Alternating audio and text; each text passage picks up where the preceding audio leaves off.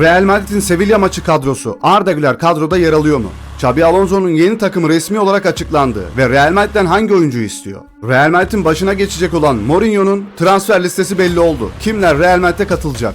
Del Piero'dan Kenan Yıldız yorumu. Arbeloa'nın Sevilla maçı öncesi açıklamaları, Arda Güler'den haberler, Real Madrid'den haberler hepsi ve daha fazlası bu videoda olacak. Hazırsanız başlayalım. Evet, bugün rakip Sevilla. Sevilla maçı kadrosu da bu şekilde. Arda Güler gözükmüyor dostlar ve Mbappe ilk 11 başlayacak. Büyük ihtimalle bu maçı da izleyeceğiz. Bakalım nasıl bir maç olacak akşam. Evet, Xabi Alonso'nun yeni takımı arkadaşlar Chelsea menajeri olarak tanıtıldı ve onaylandı. Fabrizio Romano haberi girdi. Sonrasında Chelsea'den resmi bir paylaşım geldi dostlar. Chelsea Futbol Kulübü erkek takımın yöneticisi olarak Xabi Alonso'nun atanmasını duyurmaktan büyük mutluluk duymaktadır. Bu İspanyol Stamford Bridge'de 4 yıllık bir sözleşme imzaladıktan sonra 1 Temmuz 2026 tarihinde görevine başlayacaktır. Chelsea'ye hoş geldin Xabi demişler. Chelsea'de bu sezon Avrupa Kupalarına katılamayacak büyük ihtimalle arkadaşlar. Daha 2 maç var ama sanırım ligde 9. sıradalar. Alonso bu takımı toparlar mı dostlar? Alonso'nun taraftara mesajı var. Chelsea dünya futbolunun en büyük kulüplerinden biridir ve bu büyük kulübün menajeri olmak beni büyük bir gururla dolduruyor. Sahiplik grubu ve sportif liderlik ile yaptığım görüşmelerden aynı hırsı paylaştığımızın açıkça anlaşıldığı ortaya çıkıyor. En yüksek seviyede tutarlı bir şekilde rekabet edebilecek ve kupa için savaşabilecek bir takım inşa etmek istiyoruz. Kadroda büyük yetenek var ve bu futbol kulübünde devasa bir potansiyel mevcut. Ve onu yönetmek benim için büyük bir onur olacak. Şimdi odak, sıkı çalışma, doğru kültürü inşa etmek ve kupa kazanmak demiş. Hayırlı olsun Chelsea'ye, gerçekten o da hak ettiği yerlerde olsun. Alonso iyi bir hoca sonuçta. Alonso nereye giderse gitsin Arda Güler'i de yanında götürüyor haber olarak. Alonso Chelsea'ye Arda Güler için bastırmalarını söyledi. Çünkü Türk yeteneği Chelsea projesindeki eksik parça olarak görülüyor. Chelsea şimdi bu hamleyi ciddi bir şekilde düşünüyor. Ne dersiniz, Chelsea'ye gitmeli mi Arda Güler? Yani Manchester United'ın toparlanması gibi Chelsea'nin de toparlanması, hatta Real Madrid'in de toparlanması uzun sürecek olan takımlardandır. Arda Güler oraya gitse de pek bir şey olacağını düşünmüyorum. Yani onun için de faydalı bir transfer olacağını düşünmüyorum ben. Ama sizlerin yorumlarını da bekliyorum yorumlar kısmına. Birisi de böyle demiş. Bro şunu yapın daha iyi demiş. Yani bu Mbappe'yi de alın gidin buradan demiş. Real Madrid taraftarları Mbappe'yi gerçekten istemiyor arkadaşlar. Evet, böyle olsa daha güzel olurdu. Arda Real'de kalsın.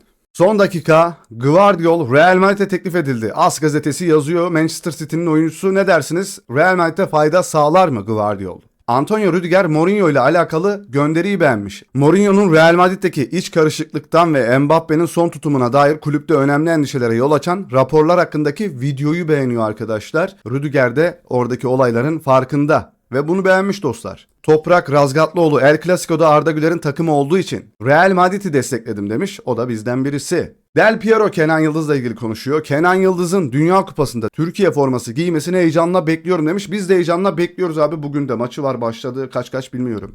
Bernardo Silva Real Madrid'e önerildi. AS gazetesi yazıyor. Bence kesinlikle alınmamalı abi. Yani bu yaştaki bir oyuncuya gerek yok. Büyük ihtimalle Türkiye Ligi'nden bir takıma gitmesi gerekiyor ya da Arabistan yolu gözükür ona. Bellingham'ın ekibine karışmadı. O ekibe katılmadı. Ne Vini ne Mbappe, hiçbir oyuncunun sorunlarıyla alakası yok. Ancelotti ile, ne Alonso ile, ne Arbeloa ile bir çatışması var, ne de o tembel yıldızlar gibi nüfuzu var. 3 sezon boyunca her zaman oradaydı. Profesyonelliği onu bağlılıkla bir örnek yapıyor. Ve üstüne kalitesi yüksek Arda Güler arkadaşlar. Tertemiz bir insan, tertemiz bir çocuk. Onu çok seviyoruz.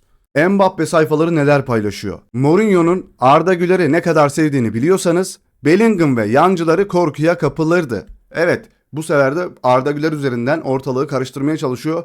Mbappe sayfaları Arda Güler'i yanlarına çekmeye çalışıyorlar. Mourinho ile birlikte çıkan haberleri baz alarak Vinicius ve Bellingham tarafına gönderme yapıyorlar. Mourinho Benfica ile futbol tarihine geçti. Tarihte ilk kez bir takım lig sezonunu namağlup 3. sırada tamamladı ve Şampiyonlar Ligi'ne gidemiyorlar. Çok garip. Cole Palmer sinema salonlarından nefret ediyorum. Atıştırmalıklar çok pahalı ve etrafındaki insanlar çok gürültülü demiş. Cimrilikte Palmer gibi ol, o kadar para kazan, bir de pahalı de, biz ne yapak? Son dakika Dean Huijsen'ın Dünya Kupası'nda oynayacağı garanti değil, şüpheler var AS gazetesi yazıyor. Evet, Real Madrid'deki o sallantılı performans onun Dünya Kupası'na gitmesini engelleyebilir. Bakacağız. Transfer haberi: Real Madrid Coyote'yi transfer etmek için ciddi bir şekilde ilgileniyor arkadaşlar. Bu oyuncu Brentford'un sağ bek oyuncusu, yani Trent'in yerine düşünülüyor. Demek ki Trent Alexander-Arnold'dan da memnun olmadıklarını belirtiyor Real Madrid bu transferle. Ki biz de diyoruz yani sağ bekte Real Madrid'in kanayan yarasıdır. Modric'i kulüpten kovma ve forma numarasını alma kararını verdiği tam o an arkadaşlar. Mbappe ile Modric burada tartışıyor. Hem numarasını alıyor hem de oyuncu gidiyor arkadaşlar. Garip bir adam. Gerçekten orayı o zamanlar bile karıştırmış, farkında değiliz. Evet, üzücü transfer haberi çünkü Kenan Yıldız transferi askıya alınmış oluyor bu haberle. Mourinho bu yaz Marcus Rashford'u Real Madrid için transfer etmek istiyor. Mourinho'nun bir sonraki teknik direktör olarak tam bir anlaşmaya varması zaten kesinleşmişken Manchester United'ın forveti transfer öncelik listesinin en üst sırasına yerleştirildi. Birçok İngiliz ve Avrupa haber kaynağı Jose'nin Old Trafford'da daha önce yönettiği forvet etrafında kadrosunu aktif olarak şekillendirdiğini doğruluyor. Onu kritik bir hücum takviyesi olarak görüyor demiş. Kötü transfer. Evet, yapay zekaya Arda Güler 38 yaşına geldiğinde nasıl görünür diyorlar. Arda Güler 38'de böyle görünüyor arkadaşlar, hala temiz yüzlü bir çocuk. Arda Güler'i mental olarak yıpratan ilk teknik direktör Jesus oldu. Adam nasıl zorbaladıysa çocuk Ancelotti'yi bile melek gördü demiş. Şimdi de Fenerbahçe'nin hocası olacak Jesus. Öyle bir haber var arkadaşlar. Ne kadar doğrudur bilmiyoruz. Fenerbahçe'nin yeni hocası. Greenwood için 3 Türk kulübü devrede. Fenerbahçe Greenwood için 50 milyon euro ödemeye hazır. Evet, Marsilya'da oyuncuların hepsini satılığa çıkarmıştı. Fenerbahçe'ye gelir mi? Gelmeli mi? Ömer Bayram eski Galatasaraylı oyuncu. Galatasaray öyle bir döneme girdi ki alamayacağı bir oyuncu yoktur. Virgil van Dijk da buna dahil demiş. Gelir mi? Bonucci, Hakan Çalhanoğlu ve Kenan Yıldız'la ilgili bir açıklama yapıyor eski Fenerbahçeli futbolcu. Hakan Çalhanoğlu Avrupa'nın en iyi orta sahalarından birisi. Kenan Yıldız ise geleceğin yıldızı demiş. TRT Spor'a yaptığı açıklamada doğru söylemiş. Mourinho, "Acenten bana Real Madrid ile gerçek ve ciddi bir durum olabileceğini bildirdi. Bunu reddetmiyorum. Ama şu anda Real Madrid ile herhangi bir sözleşme imzalamadım. Mourinho'dan geri vites var gibi arkadaşlar. Ne diyorsunuz?" Mourinho, "Real Madrid hakkında ne söylemem gerekiyor? Yarınki maçlarında Real Madrid'in kazanmasını istiyorum. Söyleyeceklerim bu kadar," diyor. Garip bir tutum sergilemiş bugün basın toplantısında Mourinho. Mourinho yine söylüyor. Menajeri Mendes, başkan ve Real Madrid yönetimi arasında devam eden görüşmeler var diyor. Ben ilgilenmiyorum diyor. Onlar konuşuyorlar diyor. Mourinho, "Gelecek Real Madrid. Bilmiyorum. Elimde tek şey Benfica'dan gelen yenileme teklifi." Benfica'dan yenileme, sözleşme uzatma teklifi bekliyormuş. Garip bir haber yani. "Perez veya Real Madrid ile konuşmadım. Ama biz aptal değiliz. Real Madrid ile iletişimler var. Geleceğime gelecek hafta karar vereceğim," demiş. Basın toplantısında bunları söylüyor. Arbeloa'nın Sevilla maçı öncesindeki yaptığı basın toplantısı. "Real Madrid teknik direktörü olarak en büyük hayal kırıklığım hiç kupa alamamam ve insanların hak ettikleri sevinci yaşatamamak," diyor arkadaşlar Arbeloa. Arbeloa'ya Mourinho soruları soruluyor. Mourinho bir numaradır. Buna her zaman inanacağım. Eğer önümüzdeki sezon buradaysa onu evine dönmüş görmekten çok mutlu olacağım, diyor Arbeloa. "Bu soyunma odasının eğitilemez olduğu fikrine kesinlikle katılmıyorum. Onu böyle tarif etmem," diyor. Yani bu soyunma odasından adam olur mu diye soruluyor. O da diyor onu böyle tarif edemem diyor. Başka bir şekilde de tarif edebiliriz diyor. "Bu 4 ay benim için inanılmaz bir deneyim oldu. Çok şey öğrendim. Ayrıldığım gün başım dik ayrılacağım. Vicdanım rahat. 3. lig antrenörü olarak geldim ve Real Madrid antrenörü olarak ayrılıyorum. Ayrılacağım," diyor. "Özel olarak oyuncularla konuştuğumda bunu özel tutmalarını tercih ederim. Ama eğer bunu kamuoyuna açarlarsa bununla hiçbir sorunum yok. İsterlerse açabilirler," diyor ama özel kalması gerektiğini vurguluyor.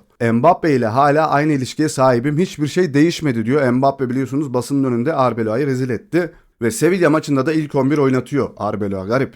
Mbappe'nin ona 4. forvet olduğunu söylediğim iddiası. Oyuncuların hissini anlıyorum. Özellikle de oynamadıklarında. Geçen sefer de bariz şekilde üzgündü ve buna seviniyorum. Oynamadığı için mutlu olsaydı endişe verici olurdu, diyor. Bir geri viteste Arbeloa'dan. Sevilla son dönemde çok iyi bir seri yakaladı. Oynayacak çok şeyleri var, kazanmaya ihtiyaçları var. Çok zor bir stadyum, sert bir mücadele vermemiz gerekecek, diyor Arbeloa. Sevilla maçını arkadaşlar Salih Dinho TV kanalından izleyeceğiz. Yorumlar kısmına sabitleyeceğim o kanalımızı. O kanalımıza da abone olmayı unutmayın. Sevilla maçından hemen sonra da bu kanalda maç sonu yayınına geçeceğiz bu kanalımızda dostlar. Bu video hoşunuza gittiyse like attıktan sonra lütfen hype haklarınızı kullanmayı unutmayın. Kendinize çok iyi bakın. Hoşça kalın. Bay bay.